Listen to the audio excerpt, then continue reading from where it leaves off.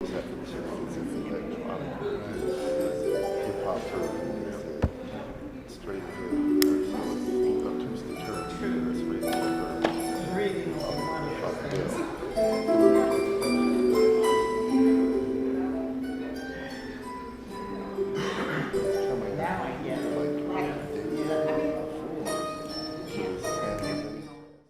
first of all, I just want to say congratulations for having the courage to put it out there and then putting it out so well and tying it together in such a lovely book. So congratulations to you.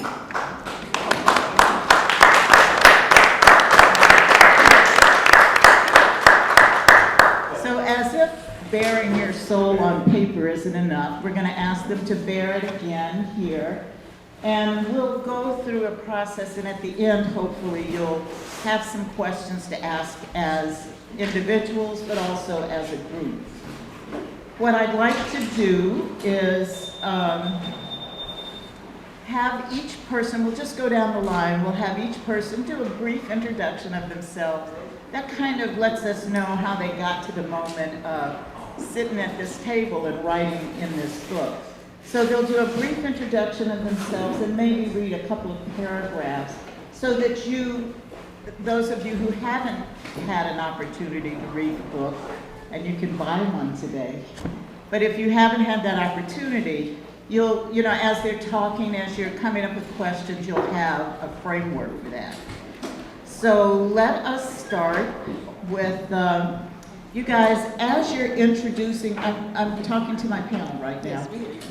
Even Jackie. How about that? As you introduce yourselves, I also want you to share with us what it felt like once you saw the finished book, right? If there's a moment in that, share that moment with us. So I'm going to start here with Mr. T. Watts, Thurman Watts. Thank you, Cheryl. Thank you for that gracious introduction. Thank everybody for coming. This truly has been a labor of love, the best of the Scribes of Heru, Volume 1. Everybody who started out in the group didn't make the complete journey, but Harry Heru Hall transitioned. He just dropped out of here. Tell him who he is. Yeah, I'm going to tell you who Harry Hall was.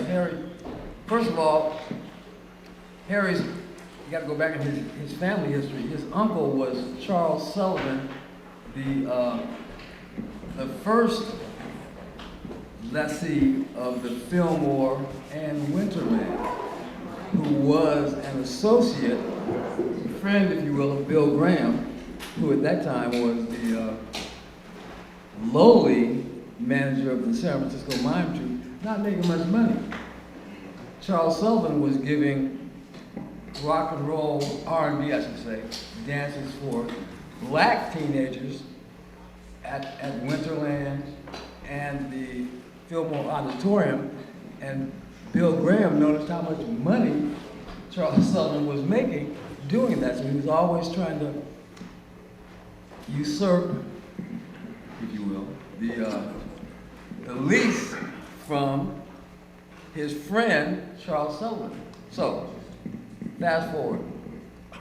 I always get the year confused. It's either 64 or 65. Charles Sullivan was the biggest black music promoter on the West Coast. The Rolling Stones management attempted to hire him as tour manager for the Rolling Stones' first American tour. But the weekend that he was murdered, which prevented him from getting that job, Charles Sullivan had James Brown in Seaside and the Temptations in LA.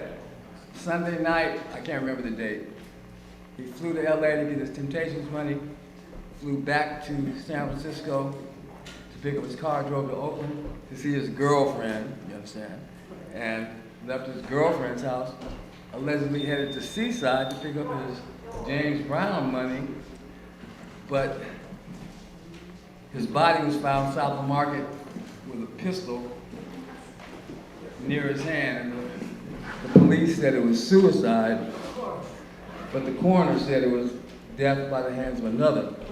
And then magically, Bill Graham had both leases.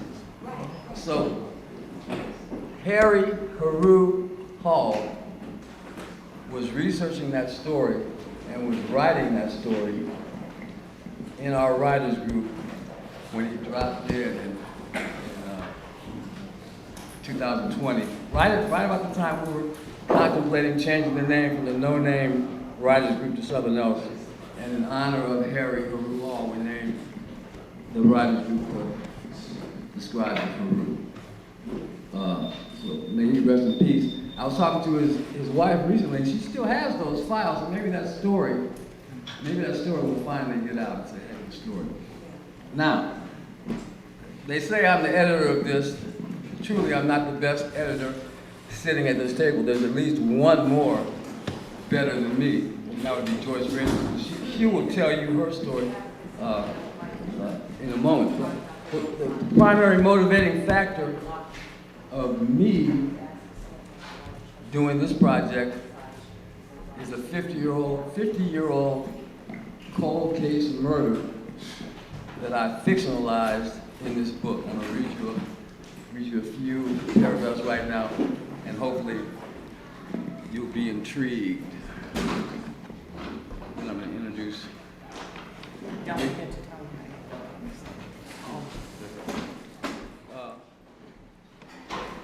In real life, I was at the center of a terrible and horrific murder that occurred near Stanford University 50 years ago. The victim was a brilliant young African-American student who was enrolled at the Stanford School of Law. We were introduced by individuals who have since faded into oblivion or death, but suffice it to say that the first date was a blind one, and the next thing I knew, she was declaring to her mother in Bakersfield that we were engaged to be married. I did not know how to disagree with that declaration, so I let it stand. 2 days before she was killed, for no explicable reason, she had me removed from the apartment we shared. She told the cops who facilitated my removal that she had asked me to leave, but that was not true. 50 years later, and this was written in 2023, 50 years later, the case has been reopened for the third time, apparently through at least the early 2023. One of her killers still worked in a highly visible, tenured position at an HBCU. The murder that occurred on October 22nd, 1973 remains officially unsolved. So it's not to tip the scales of justice further south or taint the investigation any further.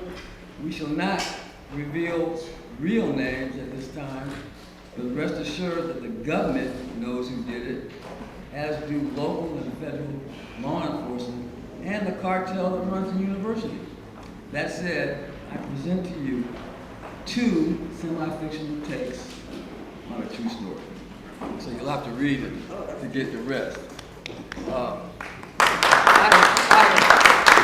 you very much. When we came together as a unit to do this, I had visualized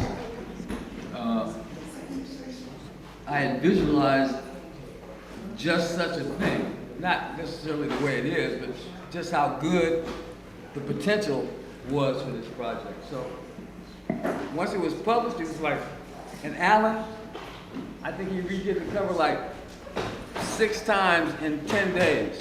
Wow. Really? Seriously. This brother can paint.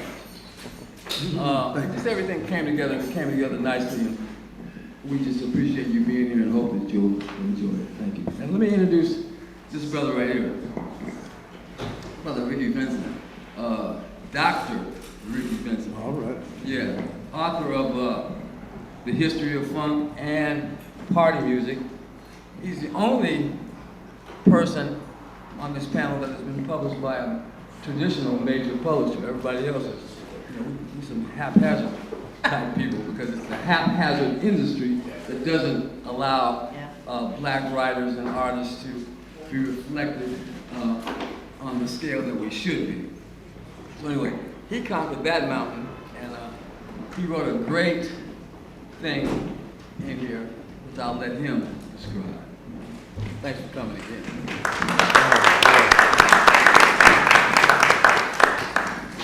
Thank you, Brother T. Watts.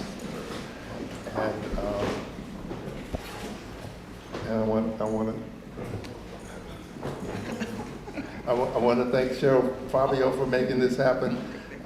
The way she glues everything in Oakland together. So, and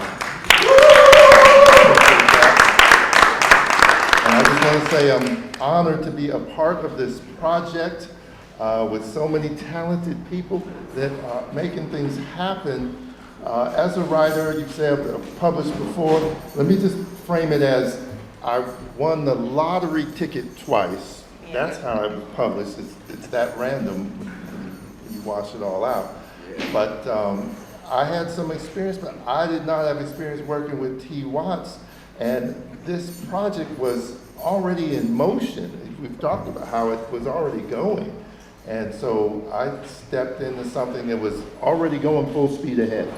And so I was like, well, let me whip something out, something together so that I could kind of keep up with these folks. Because they made every meeting happen. Everything was just going. And so I felt thrilled to be a part of something that was doing things that needed to happen. And I noticed that right away. I noticed that when Cheryl was in the loop, and I noticed that when Ishmael Reed signed on board and recognized how significant it is for our stories to be told. And so if you know my background, I do write a lot about the music.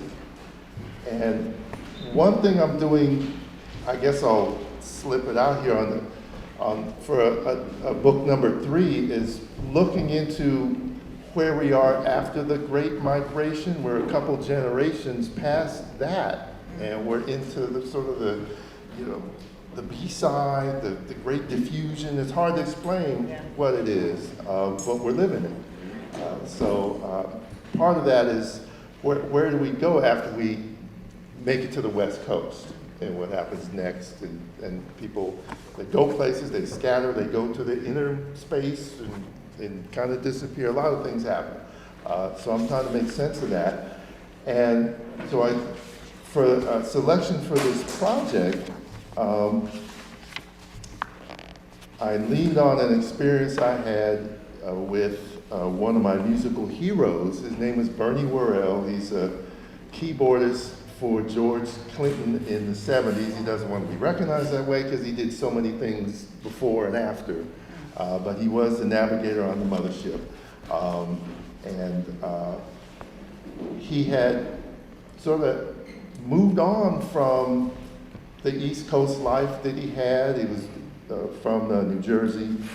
And sadly, he was diagnosed with stage 4 lung cancer in 2015. He had just moved to the Pacific Northwest, and then he was diagnosed. And so he was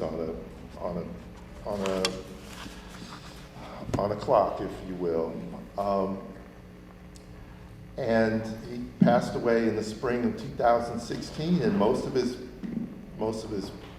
people, his fans, his followers, they had given him a big ceremony in New York City in April of that year.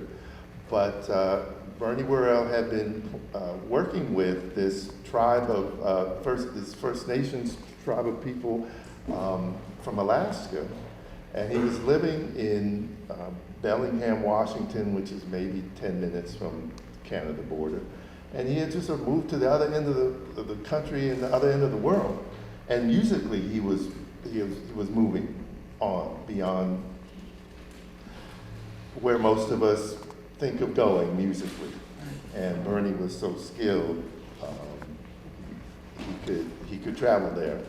And so I was always just excited to know him and follow him.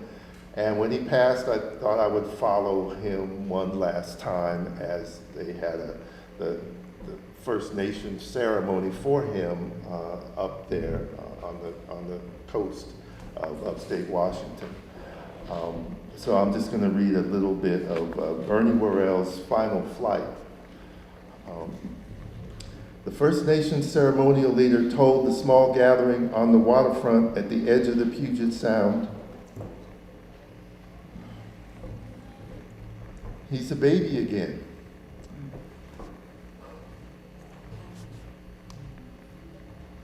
Take your time. And we need to This truly is, it's hard work. It's hard work. He's a baby again. We need to wrap him up and protect him and send him on his way to his next life."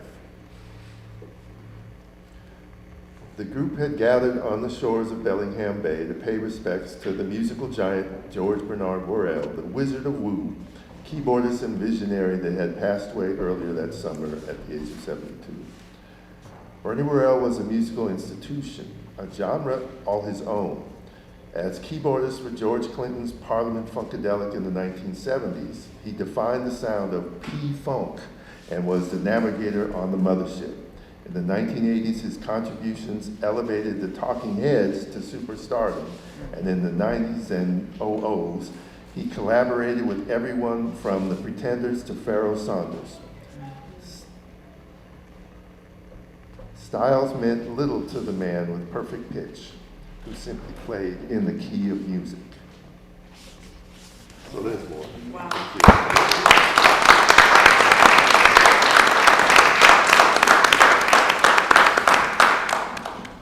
I want to pass this to Brother Alan Lee.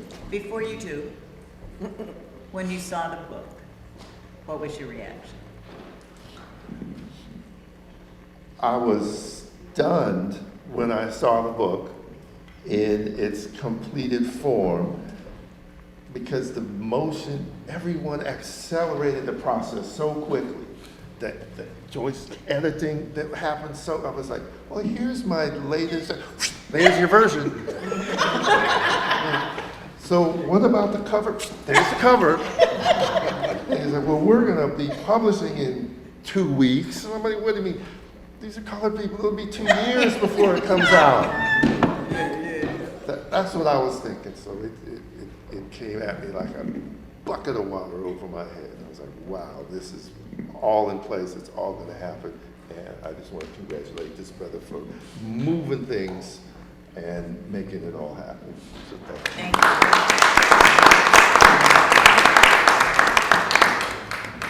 you. Good afternoon. I'm Alan Laird.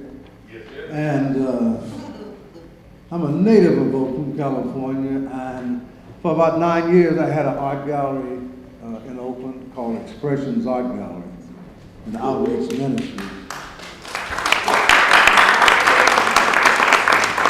And we did outreach to our community, to each neighborhood, to everyone. If you're homeless, if you're a senior that was shut in a transit hotel, it didn't make a difference because we created a space where all people were all people. And I left here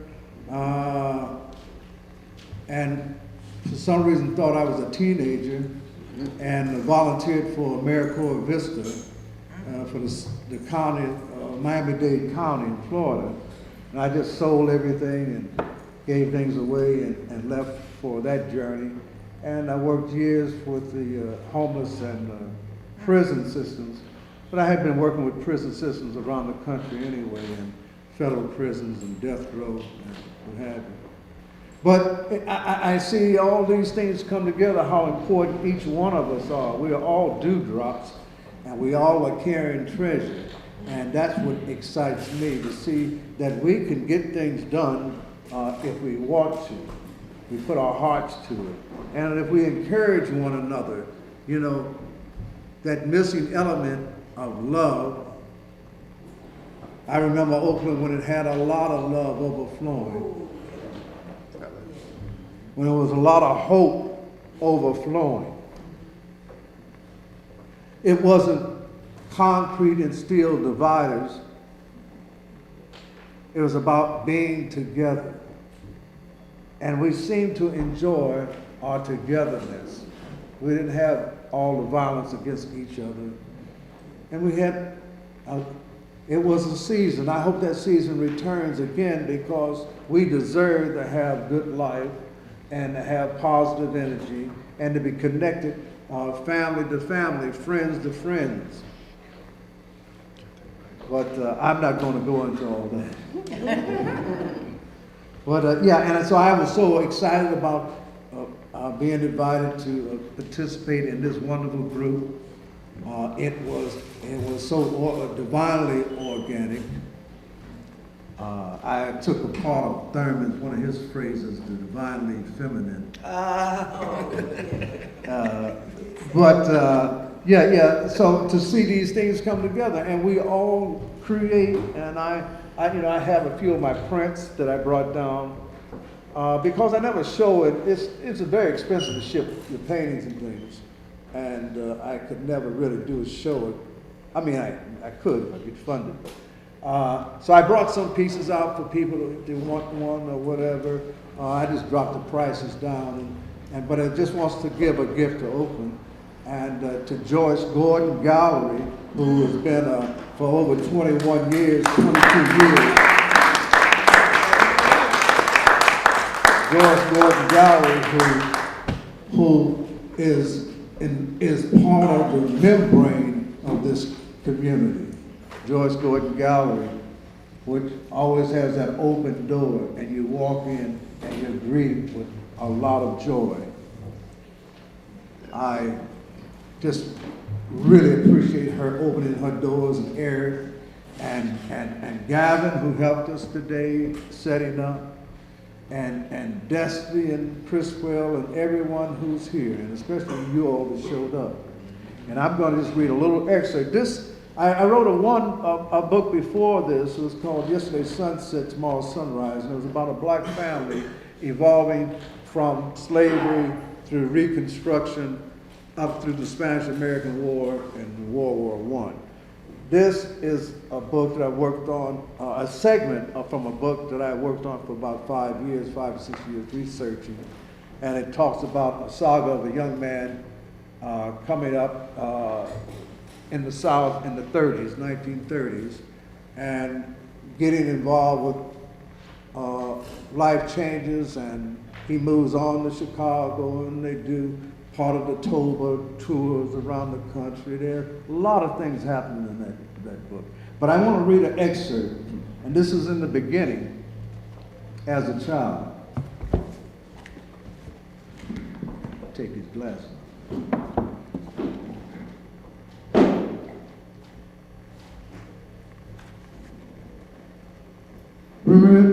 Remembering back into my childhood, when the sun always seemed to shine upon little boys' dreams of adventure.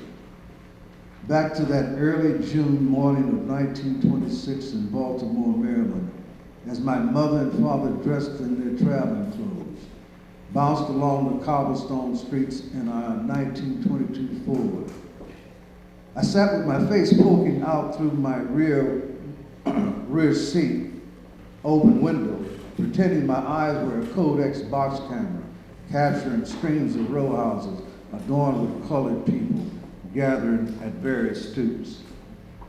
As we drew near to the harbor, the air became filled with the exotic spices of the McCormick Spice Factory, which laboring tugboats tooted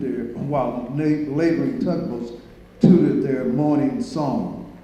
We were making our annual journey to Big Mama's in Georgia, whose red clay roads always welcomed us back home again. Home of family, born from the shattered pieces of our ancestry, which were stolen from Mother Africa and sewn into the endless quilt of our plantation slave system.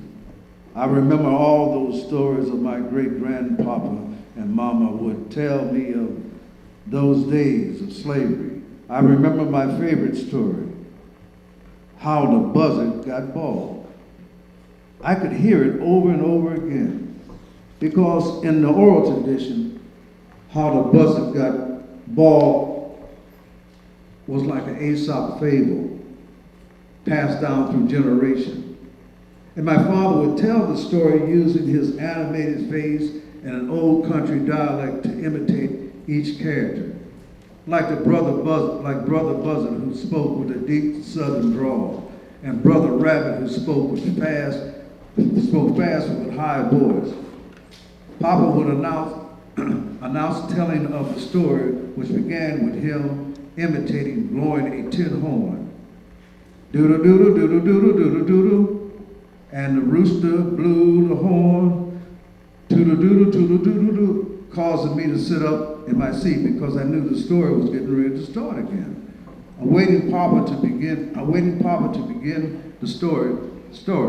Papa turned away from his steering wheel to look back and smile while Mama flipped through the Green Book, a guide for colored travelers.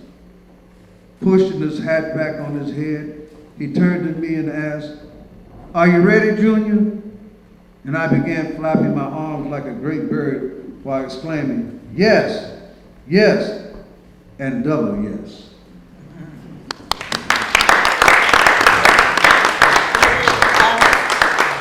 What was your impression when you saw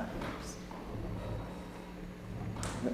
This whole happening, for me, is a divine happening to me. I mean, it's something that's beyond human power. And I believe that there is powers that love us more than we could ever know. That we are all children scrambling around doing different things like children do. You know, breaking windows and all these things.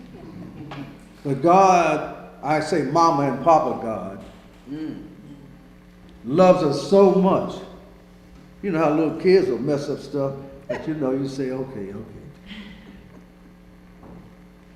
Little kids will do something that seems so terrible. But Mama and Papa God say, it's all right. It's all right because I love you. I love you. You don't listen to all those people down there preaching hate and stuff. They know the size of my shoes, our shoes, and they haven't even met us. They don't even use our proper name. We didn't give a name that you could pronounce in the first place in all the historical texts that's left behind in history. But this book was like sacred medicine. And I got to be a thread entwining with other threads to make a whole. And I said, how amazing it is that we have that talent in us, all of us, to do that. We came stolen from a land and divested of all knowledge, all history, and brought into a place, foreign, and take that and make it positive and grow things and invent things and still get knocked on our asses. Even all the wars, we always had to fight the enemy in front and the racist enemy in the back. In World War I, the enemy in the front and the racism in the back. In World War II, same thing. Korean War, same thing. Vietnam War, same thing. It's something that we got to awaken to, that we have power so much that we can weave together and we can do anything. We've got the power. We don't have to buy, and we don't have to subject ourselves to abuse. We've been abused for generations, for hundreds of years. Abuse behind ignorance. But I don't know why I'm going there. Anyway, my first impression of the book was that it was amazing and talented, and everyone brought all this treasure in, and we came together at the pot, and I kept wiping the stove off, and Thurman had me getting it doing that. Everybody, so we was cooking in the kitchen, and we came up with a nice meal, I think. I'm so proud of it. And here sat next to me with all the spiritual vibrations is Brother Dave. Hello. He's got a lot to give. Hello. Oh, He got a microphone. yeah. Huh? Okay. Well, when I found out about the workings of the book, I knew that it was going to come out okay. You know, David, if I couldn't do anything else. tell us your name too. Oh, I'm sorry. My name is David Rages, and but I knew one thing was that there was not going to be any interference in putting this together. Yeah. And I knew that Thurman was very serious about it because we had worked on a project way back when we were in college, and we were able to put out a booklet then with some poetry in it. And I knew that Joyce definitely was going to do it because whatever she starts doing, she don't stop until she finishes. I don't have any problem with that. And I have a couple of things I'm going to read. The first one is about the love of my life. And I wonder who that could be. Let me take off this. Okay. The title is called JJ. Blue-green stones sparkling in a windless sunlight, reflecting through a mountain stream. Noondays, liquid eyes, holding their beholder in a void between morning and afternoon. On a blue-green sea, a sea goddess, summer daughter of Neptune, undulates in a boat made of sky, radiating rhythms, ripples, and splashing melodies. I saw her energy, felt it spread through the water, setting it on fire, later cooling it with moonlight rain.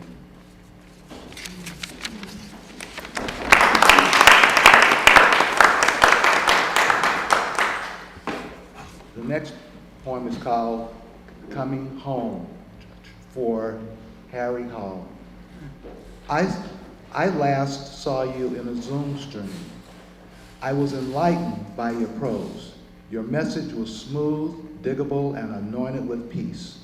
The beginnings of a novel, you said. Wish there were more, wish there were more.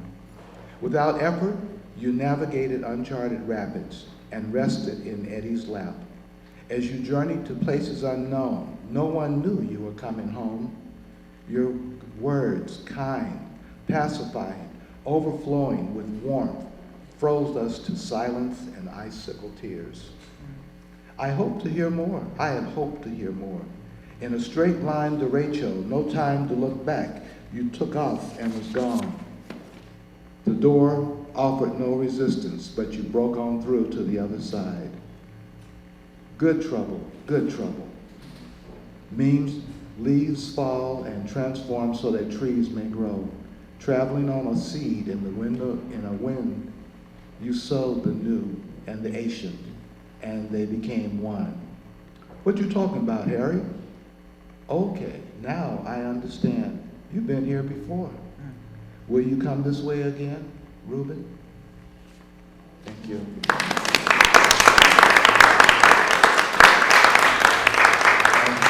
This is Joyce. Wait.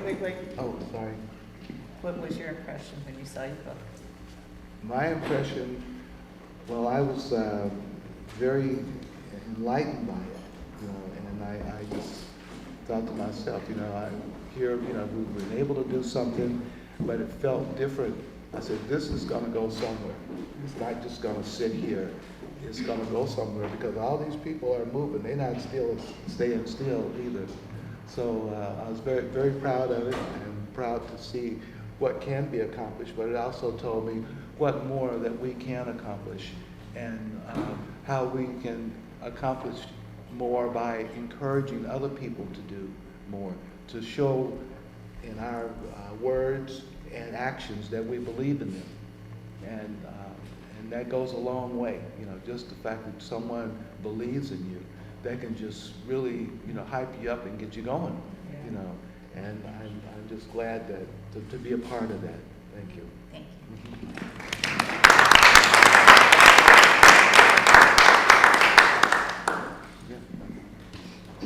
Hi, everyone. Can you hear me? Yeah, just Hello, point it everyone. toward I the just mouth. want to say thank you for coming, and thank you everyone who participated and helped us with this wonderful afternoon.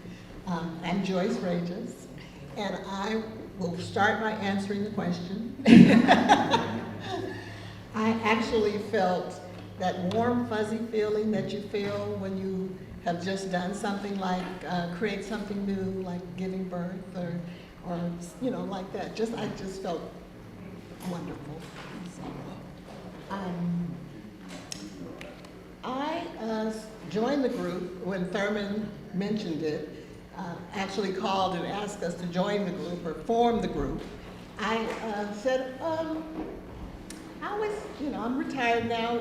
This is what I want to do next. So what else is there to do during a pandemic? We can meet on Zoom and, just what else is there to do? We're home all the time. Let's do this. So I wanted to improve my writing skills and my editing skills because as a librarian, you produce a lot of words and your staff produce a lot of words, so you do a lot of editing. So I realized that I might be a better editor than I am a writer. So I wanted to delve into both of those areas to improve my skills. And my stories are definitely family oriented. I'm going to read from one called Wrapped in Love. Like my mother and her mother and her mother before her, I made quilts. My mother Clara made quilts and her mother Neely made quilts. And though I cannot prove it, I just know that Neely's mother Minnie made quilts and Minnie's mother Mahaley made quilts too. The mothers in my family made quilts using scraps of cloth cut from old clothes and flour sacks to keep their families warm during the cold Oklahoma winters. They made quilts from traditional designs passed down and around their circles with descriptive names like nine patch, pinwheel, monkey wrench, flying geese, and log cabin, often making them without the benefit of written patterns like we do today. Quilting, like most housekeeping tasks, is a solitary activity. However, women also gathered at quilting bees where they met and worked on their own quilts or group projects for needy families or causes, such as newlywed bride. These were occasions to share patterns, techniques, fabrics, recipes, and to gossip. I would love to have been a fly on the wall at such a gathering of quilters in my family history. Mom and her sisters shared many quilting memories in the front room of their 4-room farmhouse while growing up. Just as other tasks that needed to run the household, such as cooking, cleaning, sewing, and canning, Neely put her daughters to work at quilting time. My Aunt Hazel hated those days when Mama kept her home from school to help make quilts. This is what she remembered of quilting with her mothers and sisters. I didn't like missing school, but Mama needed us to help. She had us cut out the pattern using pieces of newspaper and the shape she needed. She sewed the pieces together by hand with a needle and thread. In those days, flour came in sacks made of pretty material. Mama used the flour sack material to make our clothes, including our underwear.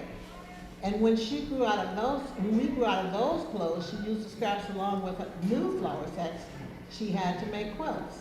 I remember being able to point out the fabric from my favorite dresses in quilts that lasted long after I grew up and left home. She made breeches quilts for the boys from the scraps of their old pants and shirts that didn't have holes in them. Those were some warm bed covers.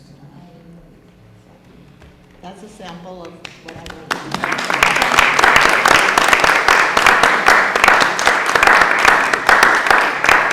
So this is Jacqueline Elizabeth, and I have to tell you a little bit about Jacqueline and me, our relationship.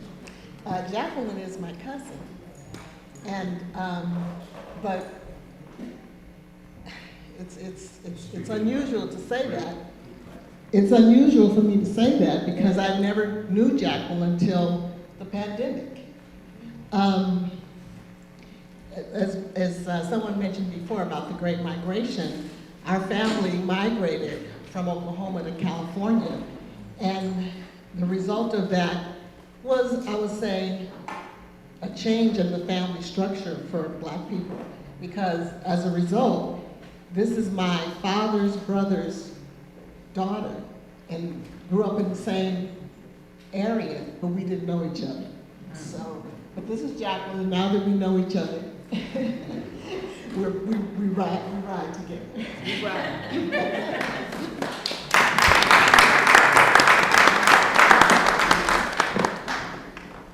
Ooh, I need to answer the question. Okay. Ooh, so when I first saw it, I could not believe it. I'm gonna get a little choked up because I'm like,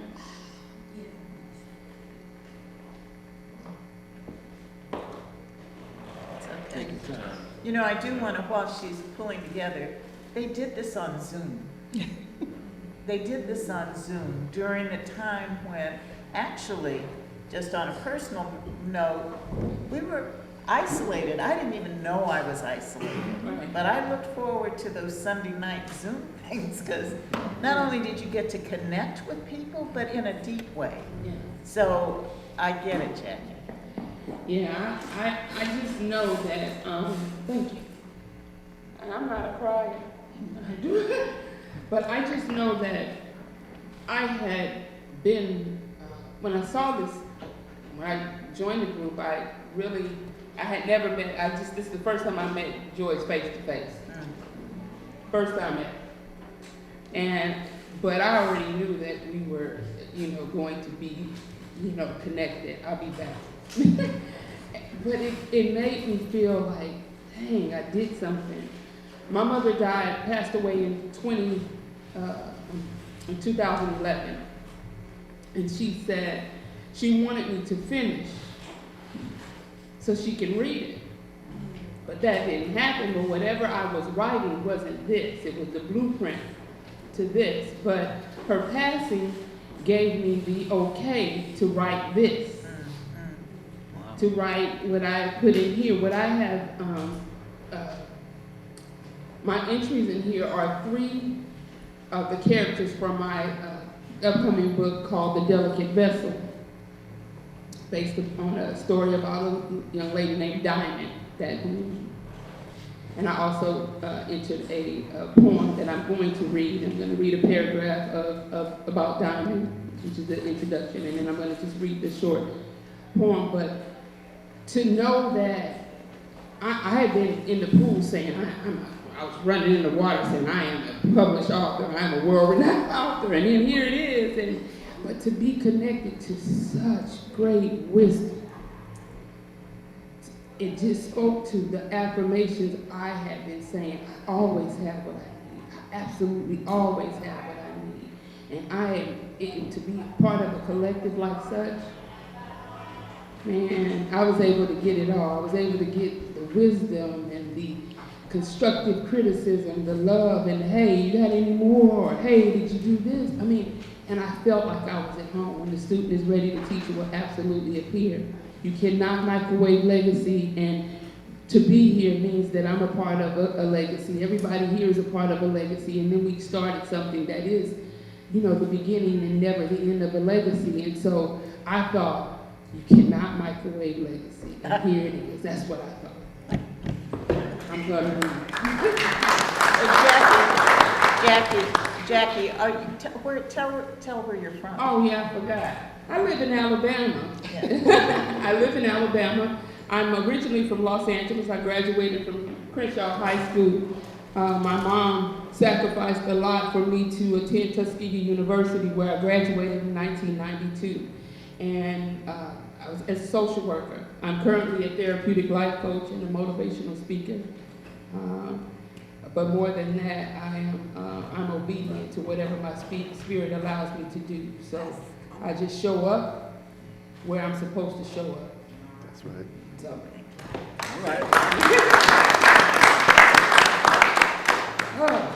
I'm a little nervous. I heard someone spoke the first night I was off the plane, fresh off the plane, probably 2 hours, and went to hear Thurman speak, but we kind of were a little bit behind, but we came into space, and when I came in, this young lady in the front, she spoke. This young lady right here in the front. Yes, and I'm like, she's here, it's sitting in the front, I don't know. I want to do my stuff. I'm gonna do my stuff. I hope. Do your stuff. I'm gonna do my stuff. I'm gonna do my thing. Your stuff is good. Diamond. My 4-year-old self was pressed against the door. I was listening to my cousins Calvin and Bruce talk about things I'm sure I wasn't supposed to hear. Being 4 made me too young for just about everything said in any room and in any place where people were taller than me. So I became a cat. I would sneak around like Sassy, the neighbor's all-black creepy cat that always appeared out of nowhere without making not even one sound. You would only realize you would only realize it was there if it decided to meow or walk by and brush your leg or something.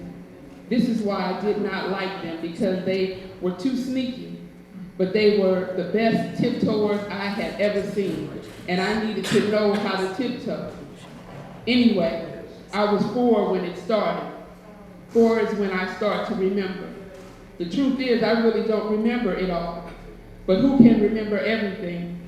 I don't know whether it was winter or fall, and that was okay, because turns out you really could only tell sometimes. When my mama was teaching me where I lived, she would say, "You live in sunny Los Angeles, California." Once I heard my mama say that California only had one season. She said everything seemed to all be the same except for when it rained. And even then you never really knew, because rain was rain and it came when it wanted to.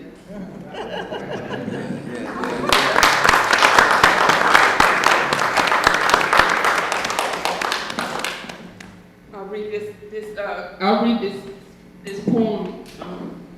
Also, this is a healing journey.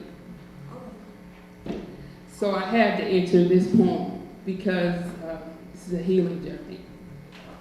Writing of this book and being a part of this collective was a part of my healing journey. Mother Pacific is the name.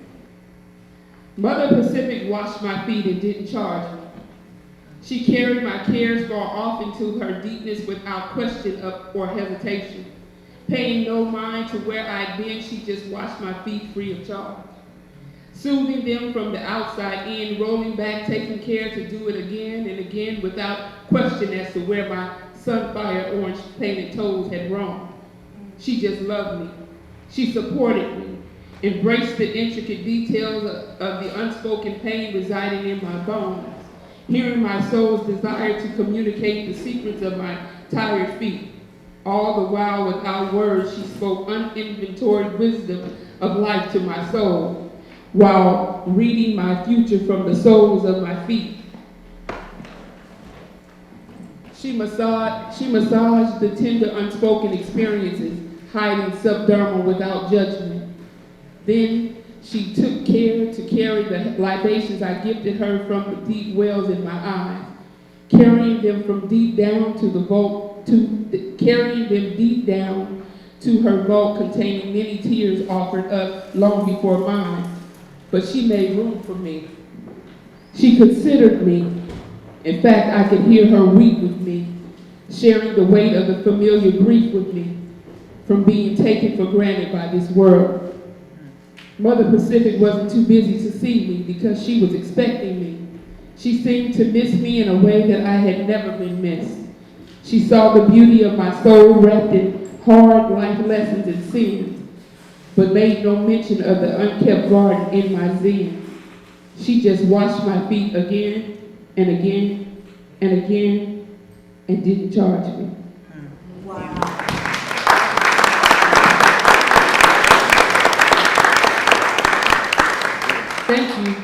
you all Thank for being you. here. I'd like Thurman to, there's one person who was part of the book who wasn't able to come, Bill Summers, and I'm going to ask Thurman to just like bring him in the room. Yeah, Bill Summers, many of you know Bill Summers, either consciously or unconsciously, but he's an astounding culture bearer. Back when I was a young man, he had a band called Bill Summers and Summers Heat. They were on Soul Train, killing it with Oaklanders. Larry Batiste was in the band.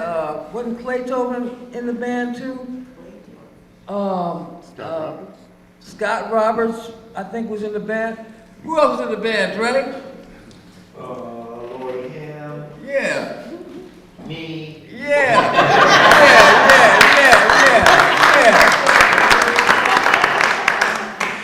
You can look it up on YouTube. They're killing it. I forget the name of the track. My mind is. Anyway, I first heard about Bill Summers way back in about the early '70s when I was working at Greyhound. Actually, after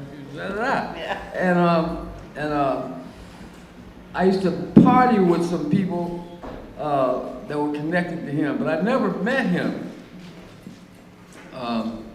So through Dre back there, let me introduce Dre Johnson. That's Lester Chambers' son back there.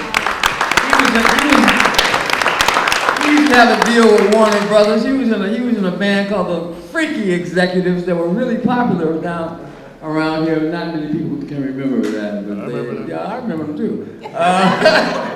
Anyway, so that's how I met Bill, probably back in about 2019 or 20, something like that. And he had a book. He has a book called Skin to Skin. It's the story of his life, and it describes his transformation from an R&B musician, because here's the deal. He was on the road with New Birth. Some of y'all remember New Birth. Well, somebody in New Birth stole all his horns. Bill Summers was a horn player at first. He played soprano and tenor and like that. And so something had been bubbling in him, drawing him toward the Yoruba culture, where the bata drum, from Nigeria through Cuba to these shores, and he studied, in Louisiana, he studied the bata drum, and through the Afro-Cuban connection, you have to get your hands consecrated by a priest to play that authoritatively. So anyway, when we met, he had this large biography talking about all these musical experiences. He played with Alice Coltrane, McCoy Tyner, Herbie Hancock. The Headhunter LP was the biggest the best-selling jazz album at that time when it was released in 1973. And Bill was the one making those exotic African sounds at the beginning of that's Bill Summers. And he was gonna be here. He's got a thing in here about the study of bata drum for all you would-be percussionists out there. And he was gonna be here today, but he lives in New Orleans now, even though he used to live in Oakland. And the New Orleans Jazz Festival is going on right now. He's playing in 3 bands. So he canceled this event at the last minute. We really appreciate his contribution. Let me also say that when I first met him, I edited his book, Skin to Skin, and it got accepted for publication at University of Mississippi Press. But they want us to edit it one more time, one more again. And it's like, Bill said, man, he don't want to be edited any further. Yeah. But I think we're going to do it anyway. Anyway, we miss the fact that he's not here today. We appreciate you guys especially. I think that's all I can say. That's a wonderful thing as well. But I'm going to say this book is really, there's 2 things I want to say about it. First of all, Ishmael Reed writes the and I'm going to ask you to speak to that. He writes the foreword to the book, and he says something like, writers like those in this anthology present a Black practice that's absent from a school curriculum, emphasizing assimilation. Now, yeah, hold that thought for a second, and there really is something special about this, that it feels like, frankly, for someone like me, who watched my mother and her generation say, I don't care if you're going to publish me or not, I'm going to publish myself. Right. So there's a thing about that. Yeah. But talk about, just for a minute, that statement that Ishmael is making in terms of what shows up in this book. I should have sent these questions around. I'm going to do my best. All right. I'm probably going to dance around it. First, let me tell you this. When David Regis and I were in a group called the Nairobi Poets 50 years ago, I can't even remember how, but we met your mother. I didn't even know you. I didn't meet you till like 5 years ago. Yeah. And Sarah Webster Fabio, Black Arts mother that she is, took me and David and Joe McNair into her home and lectured us on the responsibilities of the Black artist responsibility. The thing that stood out to me, she said, in your own personal creative space, you got to surround yourself with the things you love, you know, and that's you come to my old junkie man cave, you know, you understand what I'm talking about. So it was full circle meeting Cheryl Fabio through the late great Jim Moore, who died this past December 18th.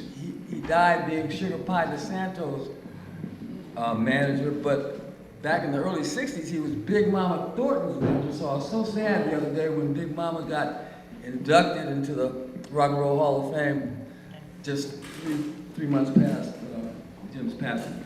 Now, the great, inimitable Ishmael Reed, if y'all had time, I would read his poem, I'm a Cowboy in the Boat of Ra right now, because that really speaks to me. But, what's the question?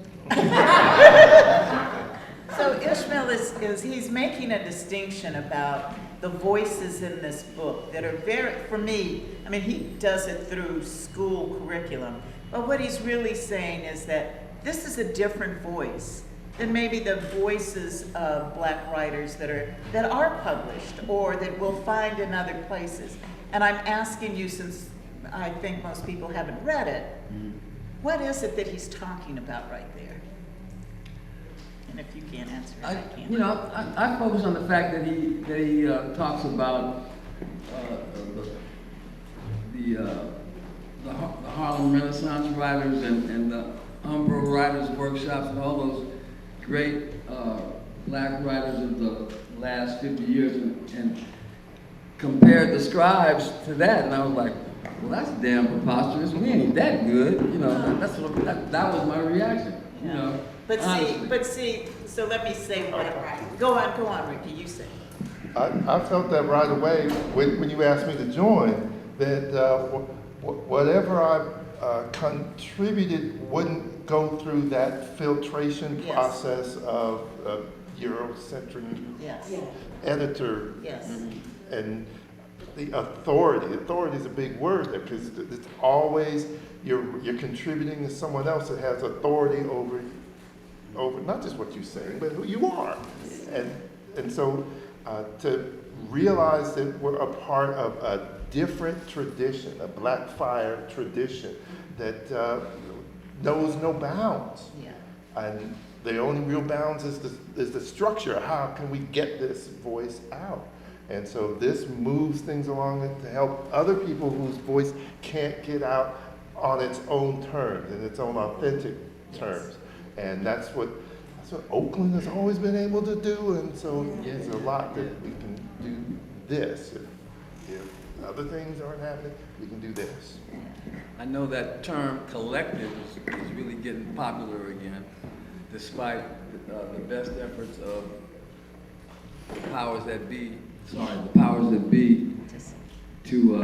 to stop it in its tracks. Yeah, collectively we can do a lot. I mean, it's in our nature of our ego to want to do it alone, so we can stand out, be the best one here, man. What are you talking about? That kind of thing. But no, we need to come together in whatever it is that we do as individuals, find like-minded people to help that vision grow into something big. Because all this little small potato stuff, you know, the rich are getting richer and we getting blacker, and you know.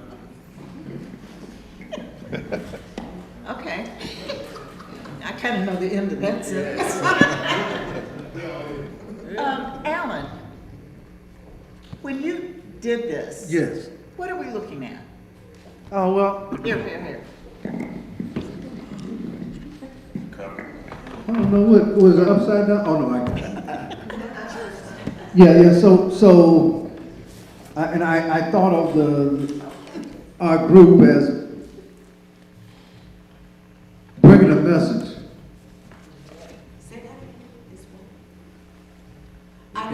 Say it again. Yeah. Oh, it's like divine beings or spirits bringing a message. Oh, bringing a message. Bringing a message. Okay, I did. You know, bringing unheard voices, bringing some ideas about healing each other, you know, that each one of us is marching along with this truth. And this is a style I do a lot of times with some of my Caribbean paintings, because of the influences I've been away in the Caribbean traveling, and then I spent time in Haiti doing a clean water project, and so I've had a chance to get exposed to some of the, you know, just like the sound of a clave that came from Africa into the Caribbean and became a backbeat for many dances and musical expression. You know, I still hear us with a clave, two simple sticks, but can make great sound. Because we all have to wake up. We all have to wake up. We are sitting idle in a way, and we got to unfreeze ourselves because we're all vital. Each one of us has something. You know, we're not just dewdrops on a leaf. We got something to do. All of us together. And amazing what we can do together just by honoring and loving unconditionally, you know. I remember times when I had got to, I'm not going to go on, but I went in my field of occupation of telecommunications and information systems and all this high-tech stuff. I was on the leading edge of developing a lot of things. And I reached this high echelon. And I would travel to Asia putting networks together and coming back here. But I had a fall, and I had contracted PTSD during the Vietnam era, where my skull was crushed, I lost the sight of my left eye, and I couldn't see out my right eye, really. Loss of hearing. I was taken down to nothing, down to zero. And then this divine presence brought me back up. When I lost my corporate position, I was escorted outside and they took my ID from a building I helped put up. And I said, I couldn't even talk. But I'm not going to go into all my story, but I'm just saying, going up and down, when you lose everything, when you become homeless, when I used to be on the street and watch people walk by, and you see how they would strain not to say hello with their eyes. It's like it caused them pain to look at us or people on the street. So I'm glad to have had that experience when I didn't had nobody. I would call, when I finally got a place to stay, I got a place and I got a phone, and my only company was time. I would call 767-121, you know, get time, just to hear a human voice. You know, I spent 12 weeks in a mental hospital. So what I'm saying is, it's good to go down to the bottom and then allow the divine power lift us up. Then it lets me know that, hey, I done had everything taken away from me already. I done been hurt already. It's just been preparation, because we can help each other with our pain and our healing. And I'm going to shut up right now. Somebody say something.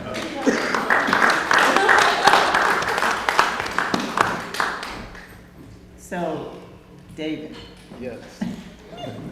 I have to say this. So you start off, you read a love poem. You tell this beautiful story that I think captures everybody's feeling as Harry moved on. And then you submit a story about Crossbone Willie. Right. Yeah. So I challenge everybody to get the book, to read this story, because I'm reading through it, and this I have never seen David not represent himself as this gentle, warm-hearted spirit. And then there's Crossbone Willie. So you have to say something to me and the rest of these people about Crossbone Willie and that story. Well,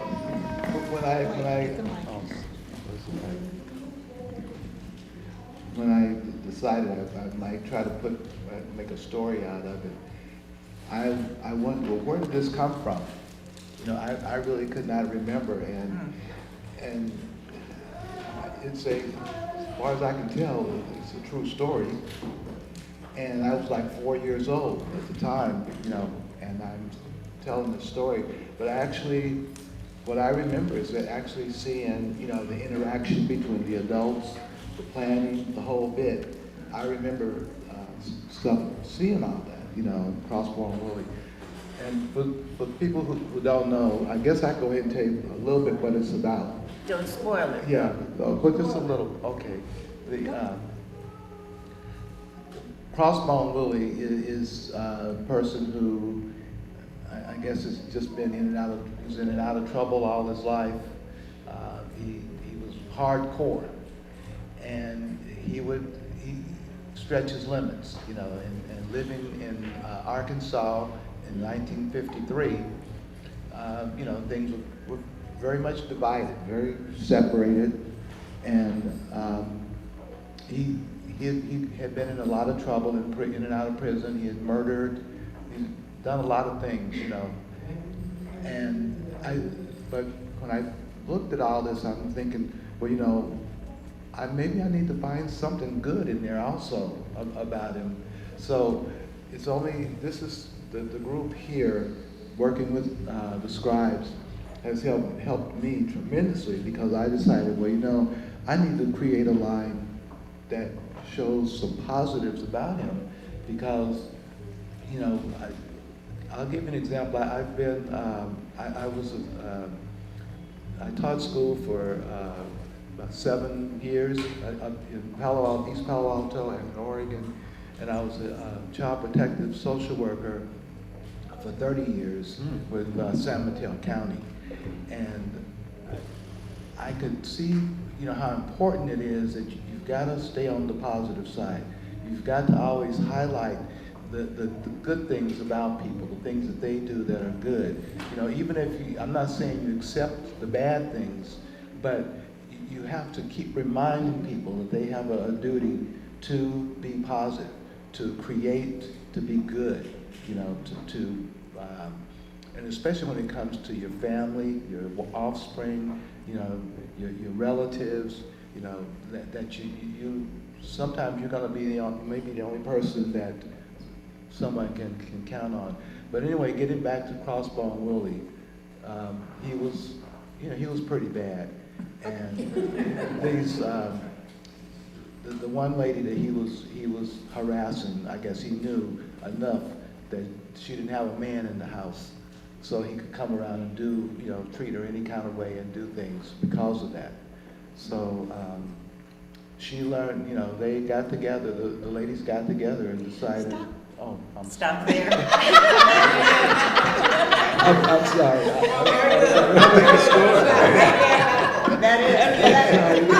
We do want you to stop there, David, because you can't even imagine where it goes. Yeah. Let's give it up for Crossbone Willie.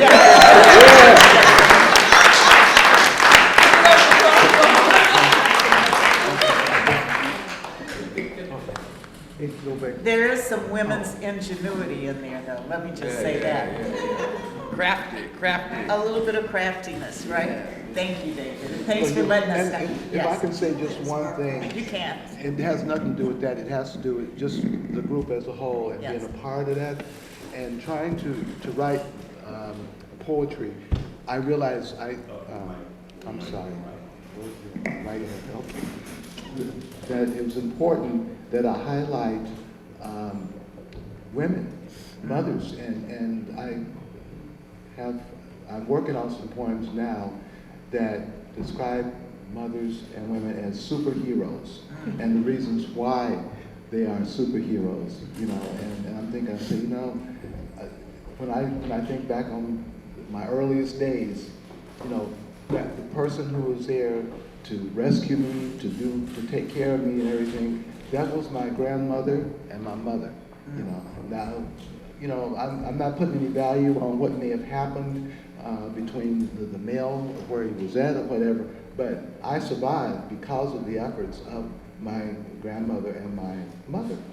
And the things that I saw them do, it looked like it was well, to me, it was superhero stuff, you know. You know, anybody can get up in the morning and crawl up under a house, you know, and with some torch and get rid of the roaches so you could cook breakfast, you know. And this was like during the winter. And I say, well, you know, that was super, you know. Yeah. And there were a lot of other things they did. So I'm highlighting those things because I think we really need to respect that and understand if it wasn't for them, where would I be, you know? And when I see people who may be having trouble or issues or whatever, if they didn't have the right type of role models in their life, you know, that you can expect these things to happen, you know, and that's the thing we need to understand first is, you know, how do we present as role models and how do we get people involved with each other in that, you know, line so that we can make a difference with our children and people coming up. Can I? Thank you. Okay, I'm gonna do, you guys, I could hog this, but I'm gonna ask a couple more questions and then I'll open it up to you to ask them questions. So you start getting yours ready. I wanna ask Jackie because Jackie came in while I was still in the group and I found your experience to be really interesting. So I just want to ask you, being inside of this collective, you being in Tuskegee, what is it that it did? Because I could tell you were already a writer, but something was happening that I think shifted your attitude about your writing. I don't know. Can you talk a little bit about that? And then I want to ask Ricky a question. Well, I can use the mic, but I don't necessarily need it. But do I need to talk into it? Maybe it's for the... Okay. Yes, so I travel in a few circles because I don't go nowhere where I can't be. Okay. So when I'm invited to come, I was telling my cousin, I love saying that, I was telling my cousin that I had a friend who has she is a author, and they produced several books. She's a part of a writing collective. She does not look like me, and or you. And I really value the fact that she had her chops in writing, and that she was an author now, a published author, like several, you know. And so I had not heard. She has my book, and she called, you know, and we are like, she calls me her BFF, but anyhow. So, and I hadn't heard anything, but what it did was kind of solidify. I'm going forward, and then I'll go back. Okay. It solidified that I'm not in the space. I got enough Yeah. of what was around me. I needed something that was on the outside. And again, when you are ready for the next step, that opportunity will appear. And yes, and so I hadn't heard anything from her, but that doesn't make me any less of a writer. Yeah. But I needed to be in a space where I could, in an incubator. And the wisdom and the stories, and Thurman calls me the baby of the bunch. Now I just turned 55, and I'm like, okay, I'll take it, but I'll take it. I'll take it, but I would sit during the Zooms and I'm like, now wait a minute, who was that? And I'd write down certain things when they speak about certain things. I needed that. I needed to be validated by the wisdom that was swirling around in that Zoom. One thing is not for one thing. So I was on a healing journey too. So my writing was growing, but I needed to be in a space where it could get what it needed, the oxygen, the plant food. I needed all of it. And so I was in a place. I just didn't know which way to move. Now I'm living in Alabama. There's an amazing artist there. But I wasn't supposed to be in those spaces. They didn't welcome me in. They looked like me, but they didn't, you know, when I was inquiring to be in spaces, that wasn't the pull. But then the other folks were pulling me in, but trying to shun me. But you can't shut down what, Right. no. That didn't work. Yeah, that you can't do that. So when this amazing group came along, oh my God, you all allowed me to heal someplace. I mean, to really, you really just did that in my writing. My characters would wake me up. Tell them this. And no matter where I would be, Joyce and I were talking about this, that no matter where I would be, and I pop up on Zoom, I'm in New York, I don't care where I was, in the middle of whatever, I have to be in this Zoom meeting, New York, Los Angeles, Detroit, wherever I was, there was nothing that was gonna make me miss this serum. Yeah, I needed something. Thank you. I needed something. Yeah. Thank you.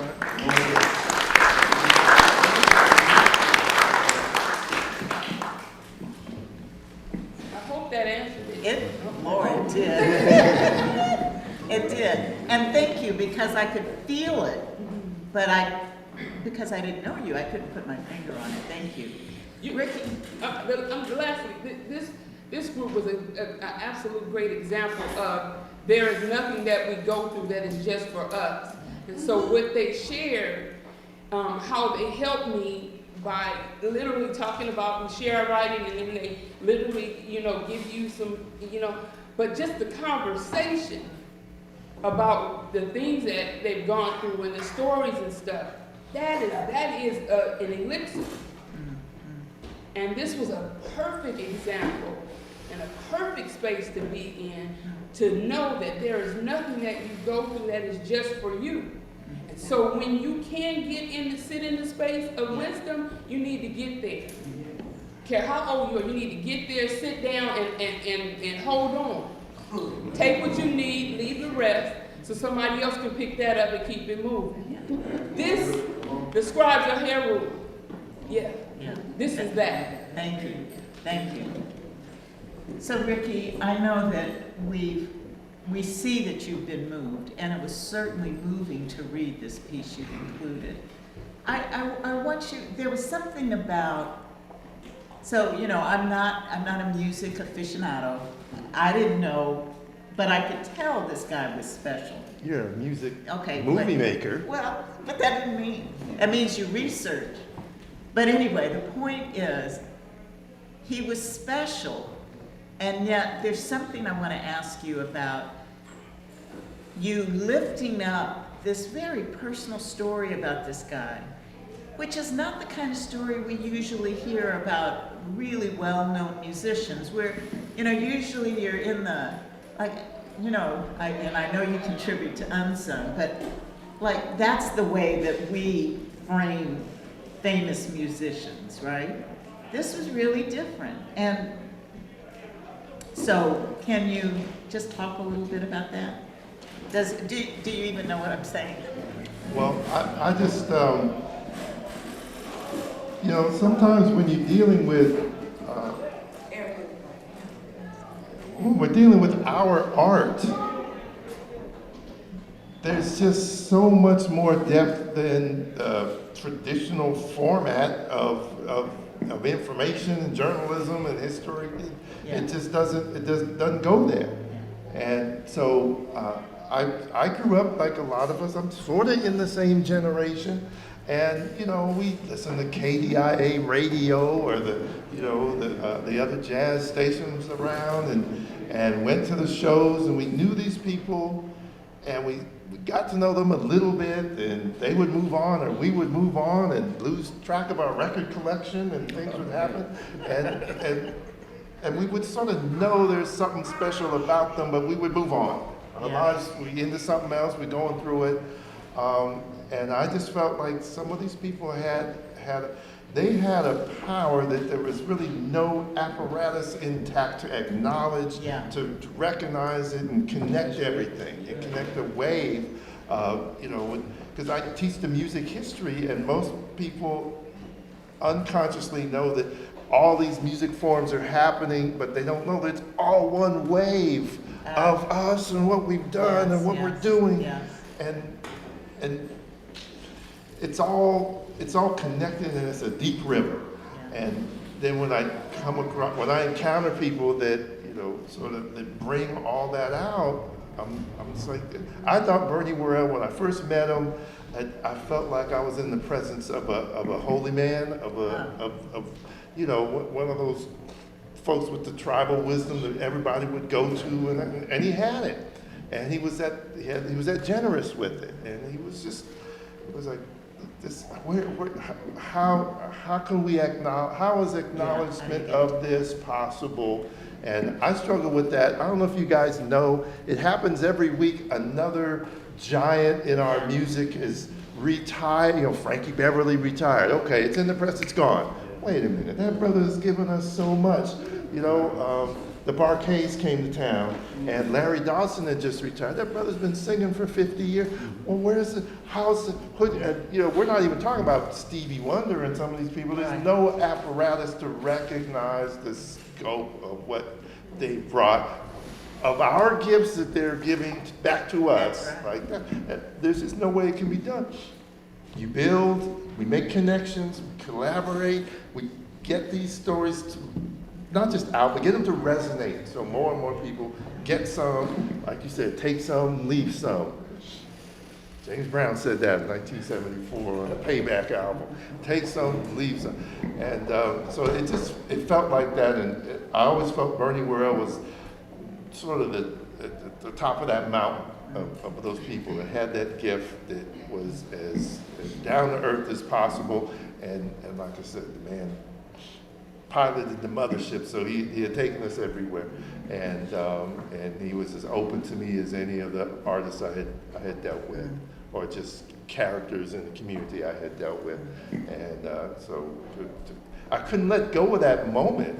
He had passed in 2016, and he said, you know, hey, what do you got working on? I said, well, I'm still thinking about letting go of I hadn't done it.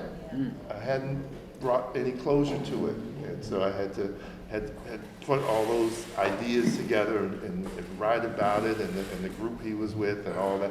It just, it had to happen. And it took a while, but it was worth it, and all of a sudden it's in a place where it belongs.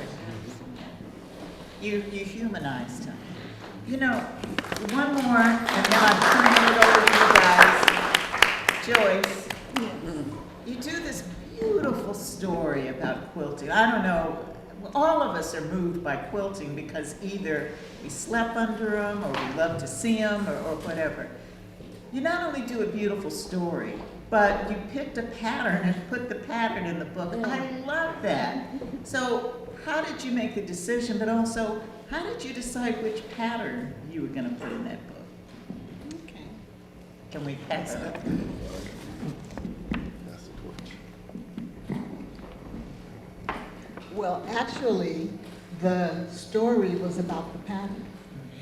It was the one of my mom's favorite patterns, her go-to pattern for making quilts when someone needed one, when she had to provide one for a family member or a family raffle or something. It's called the card trick pattern. Say it again. The card trick pattern. Okay. And when my mom passed, my aunt, who was her quilter in prime, partner in crime, wanted to know if I had my mother's pattern, the card trick pattern.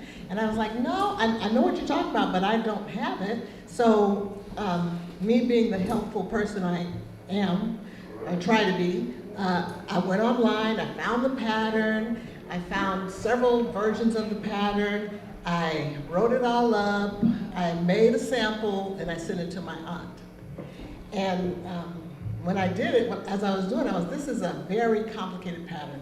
I don't know if she's ever gonna make this quilt, because make one square takes 100 little pieces.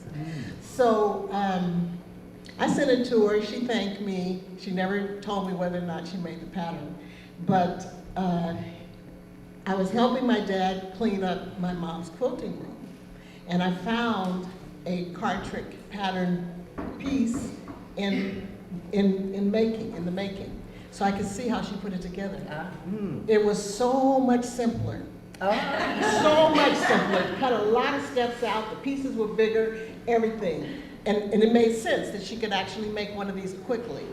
And so that let me know that that's what my aunt meant. She said, do you have Clara's card trick pattern? So that's what the story is about. And I really wanted to share the pattern with people because I'm always trying to encourage people to do stuff. Make a quilt, daughter.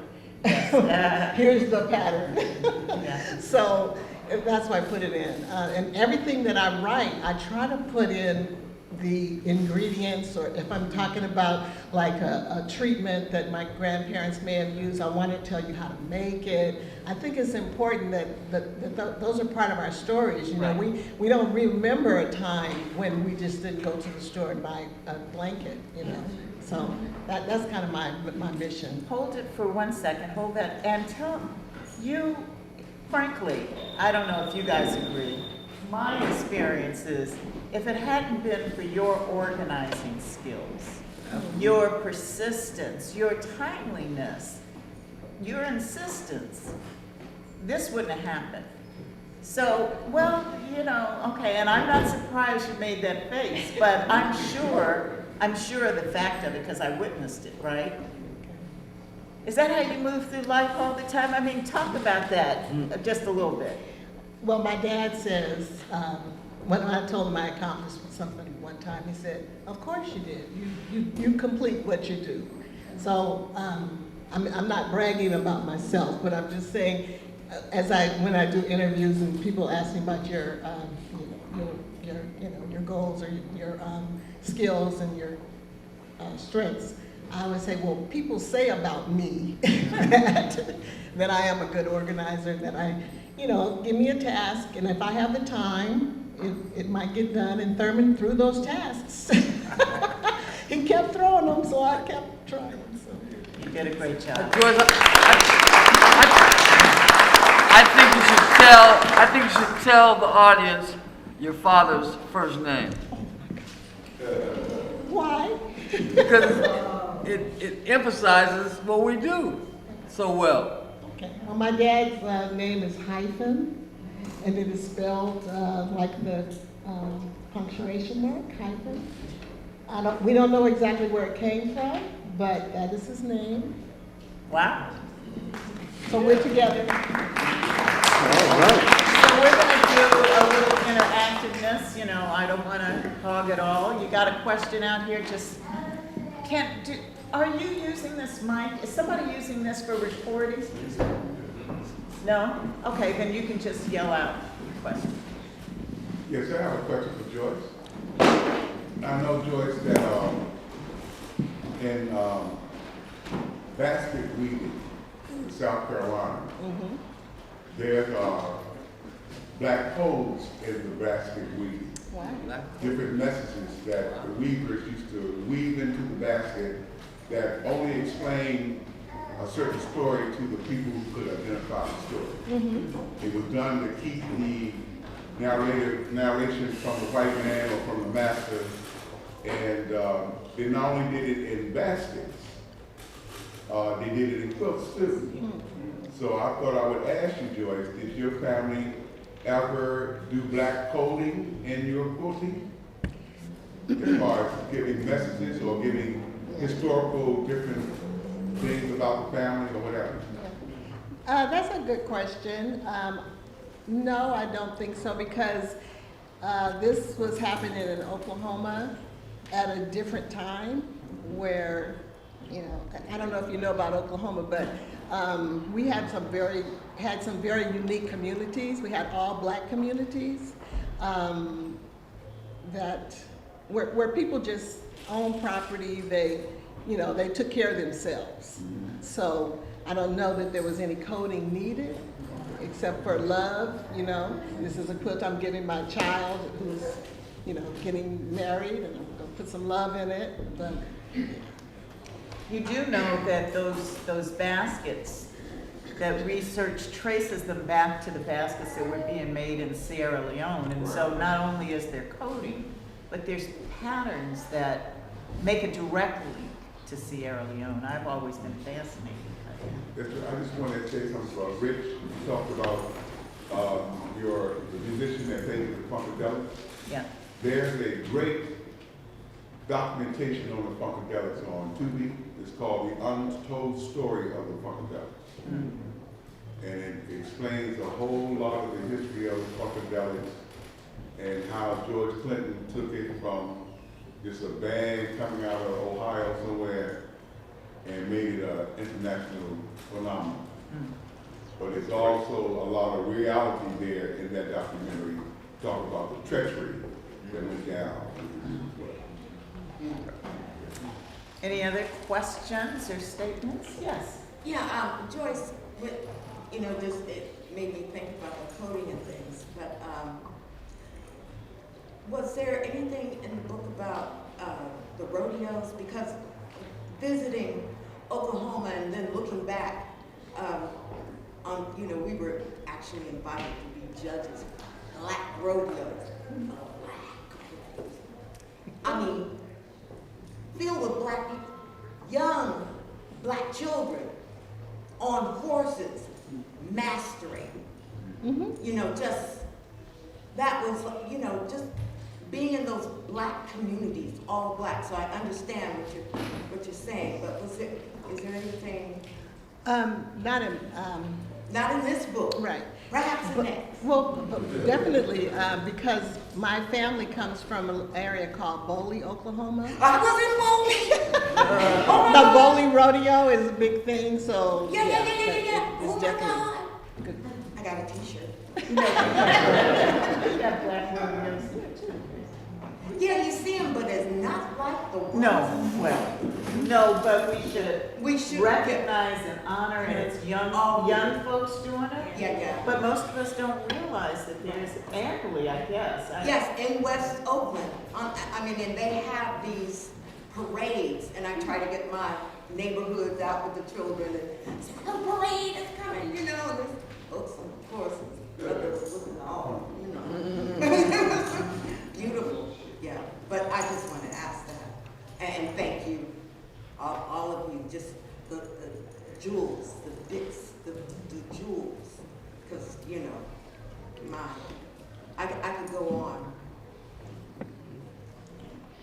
see if there's, any other questions? Wait, okay, wait, wait. Hi, how's it going? My name is Kevin. Loud, please. So after, at the beginning of the talk, you mentioned how not everybody here was published by like a major publication. And I was kind of wondering what your experience was like as Black artists, or what sort of obstacles you kind of ran into trying to get your work published, and how you kind of got into the mindset or figured out how you would progress past getting into those major publications. How you arrived at that decision. So in the group, I know these two have gone through that trek. Have you guys, yeah, okay. Well, why don't we start here and go down and answer his question? Right here? Yeah. Okay. So, I, try as I might, I've never been able to secure a book deal. That's been my quest for about 20 years, trying to get a book deal from some publisher who saw some measure of merit in what I wrote. And I got all kind of, whatever. So, but I did start making a dent writing about music through different music publications, Blues Bass Magazine, Cadence Jazz Magazine, and just a brief synopsis on how this evolved where it was doable. Many of you know the fusion drummer, jazz drummer Billy Cobham, I'm sure. Somehow, his publicist, excuse me, called me and asked me would I be interested in interviewing him for Cadence Magazine. I did that. And nice cat, nice interview. I met the author of his book, white guy by the name of Brian Gruber, he's not a music journalist, he writes about the human condition.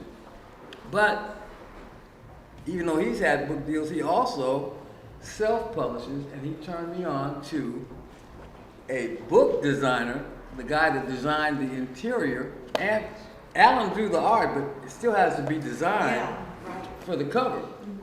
So we met this guy, his name is Alexandru Oprescu, that Brian Gruber introduced. Oprescu, that's his name, Oprescu.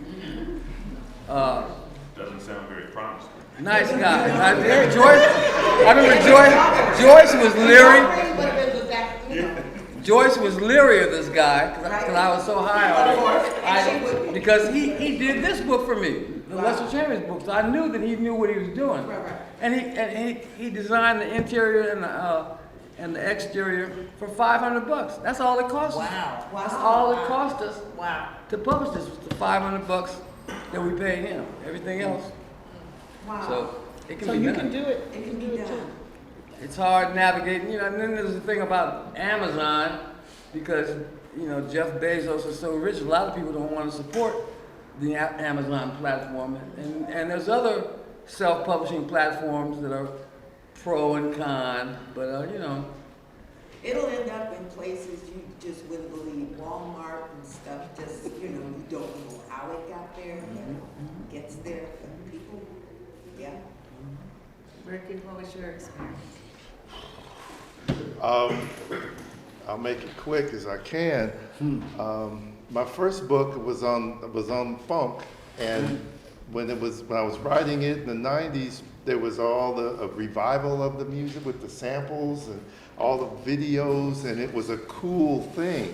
So I took the manuscript and sent it out to every publisher out there, and because I figured, I'm trying to remember the language I was using, because I knew it would have this sort of crossover pop notion potential. And lo and behold, some youngster fresh out of Brown University working in the bin at St. Martin's Press, the slush pile, found it and thought it was cool. And I said, do whatever, just go ahead. And they went ahead with it. And I knew it would be they would not even be paying attention.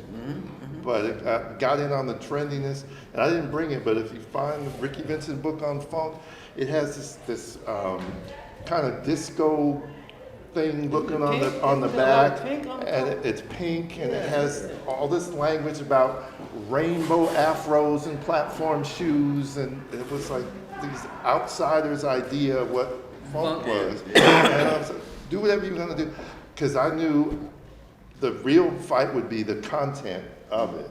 And if that's the crossover, I mean, you know, George Clinton looks kind of wild, or at least he did, you know, so there's a thing that kind of distracts people, but you can get into it. But I had to fight them over, I had a whole chapter on the Black Power movement and how Black Power and funk are interrelated, because the rhythm and the attitude are what make this thing happen. And they didn't want that chapter in there, so I had to fight them over a whole Black Power chapter and the whole Jimi Hendrix section I put in there. They're like, what does Jimi Hendrix have to do with the funk? I said, well, you need to read the book. So, but that was on the inside. On the outside, I'm like, do whatever you got to do and let that go. And so that was the thing. I had to let that go. I couldn't hire a brother like you to put the thing together. And so that was it. The second book I do want to mention though, because I went through, I was trying to get an academic publisher, and I bounced around, and well, this is my second book, and I'm not trying to sell myself, but it was about two things. It's about the Black Panther Party, and it's about the music history, soul music, and how soul music woke up around the same time. And it's two histories. It's a history of the Black Panthers, but it's a history of music. And so, you know, the marketing people are like, well, which is it? Do we put it in the Black Power section? Do we put it over with the other music books? And it was stupid, but it was two books in one. I couldn't get them to understand it. Finally, I had gone through so many changes, I won't even talk about it. I went to KPFA radio where I work during fundraiser where they books, stacks, boxes of books they give away, and I knew that the radical publishers would be there, and it turns out the woman on the mixing board was Noelle Hanrahan, and she works for prison radio, and she works with Mumia. And I asked her, I said, what would it take to give Mumia Abu Jamal a copy of this book? And she said, well, here's how you do it so it looks generic, so they don't try to censor it or whatever. And it got to him. And I wrote a little letter, said, if you like this, maybe you can forward it to your literary agent. And his literary agent was this woman who had worked with Paul Robeson back in the day. Wow. She was no joke. And you know, if you know Mumia Abu Jamal, he's always publishing things down there in the heaviest solitary confinement. He's still writing books. And you know, I was opportunistic. Well, he's got nothing else to do. He might read this. And he did. And he liked it. And he forwarded that, and within 2 weeks, I was at Chicago Review Press. And that thing got published. But that's what I mean about rolling the dice. What was it? Lottery. You win a lottery. It can go years, and has little to do with the quality of the product. I also think that that's what Ishmael meant when he made that statement, because in our world, you can know something like the music and the politics are married, right? But so that is our understanding of the world that actually we're living. Someone else is gonna say, well, no, it has to be one or the other. And it actually doesn't. And not only does it not, but the fact that you can keep things separate like that means that we never understand, we never get that the power of it all. The power of this experience we're all living. So, you know, I think that's what Ishmael was talking about. Tell us, you were gonna tell Alan your experience with being published. I published, I've been writing since I was a kid, because I think that's the way I dealt with a lot of issues as a kid, because I sometimes felt like I had nowhere to go, but I could write something. And but maybe 20 years ago, I published on blurb.com. And I think I published 6 books out there. One, A Letter to Little Bobby, and it's my reflections of a time when, because Little Bobby and I was in, along with Khalid, we were in the same junior high school together, Woodrow Wilson Junior High School. And and we had went through certain things in the movement, and I had just saw him like 2 days before he was murdered. Now, which little Bobby was that? Little Bobby Hubbard? I know, I just wanted to tell people. Oh, I'm sorry. In my mind. But anyway, and so I wrote a piece, and it's like we're writing letters, and I'm writing letters to little Bobby. I'm saying, little Bobby, you know, you should see what's going on out here, you know. And then he writes a letter about, hey, what's going on in here, because I've been in the penitentiary all this time, incarcerated. So, but then I've done a lot of this. There's a segment in here, the piece that I put in here is a segment of a book I spent about 5 years writing. I haven't published it. It's called Honey Boy, and it talks about this character, this young kid, who goes down from Baltimore, Georgia, 1930s. You got the Scottsboro Boys thing happening. You got things. He goes up to Chicago and get cut into a new type of life. He's a young teenager, and they got the numbers. His auntie is running numbers, and they got entertainers and things. And he gets on the TOBA, you know, Theater's Booking Agency, the Black Booking Agency, and he travels. He even comes to Oakland, and he goes to the Lincoln Theater and appears, and he hangs down at Deferment Park. And because my father he came here in the 20s, so he hung out with a lot of people in West Oakland. Bakers, we got a Baker's Funeral Home and all that stuff. They did all kind of things, you know. But I tell that story and talk about the Colored Musician Union. They used to meet at the California Hotel. So I actually try to collect a lot of history I researched along the way. And then I did a book on this book called Yesterday Sunset, Tomorrow Sunrise. Did that on blurb.com, and it's the predecessor to this family. Yeah.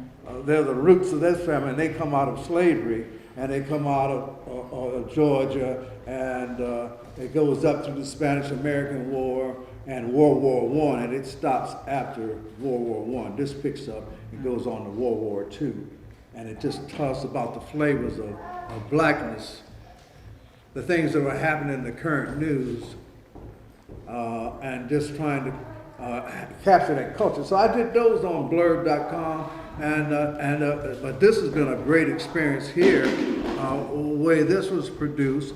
It empowers people, you know, that we have a voice. Even in my artwork, I've developed a way to, it's called I Can Feel Color. It's a technique I use to teach blind and visually impaired how to paint using 3D method of medium. And I do that back there, but it gives them a voice that I can go to art museum, but I can feel what I made. I can tell my story, and you can feel it. So, you know, I just want to say, you all have been very generous with these things that you've shared with us. And I wanted to leave a little bit of time for people to be able to mingle, to talk with you individually, to buy some books. Like nobody should get back on a plane with all these books. I think there's food back there. So before I close down, let me just check, is there any burning question that needs to be answered? How much is the book? 15.